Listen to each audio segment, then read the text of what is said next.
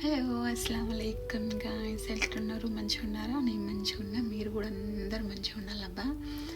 నేను మంచిగా ఉన్నా అంటే బస్ ఉన్నా, మంచిగా కాదు ఉన్నా. సో దానివల్లనే వీడియోలు చేయట్లేదు నేను యూట్యూబ్లో, చాలా రోజులు అయిపోయింది. So welcome back to my channel. So it's not easy, ఏదైనా చాలా అంటే చాలా ప్రాబ్లమ్స్లో ఉన్నా. ప్లీజ్ నా కోసం ప్రేయర్ చేయండి, ప్రాబ్లమ్స్ అన్నీ తీరిపోవాలని.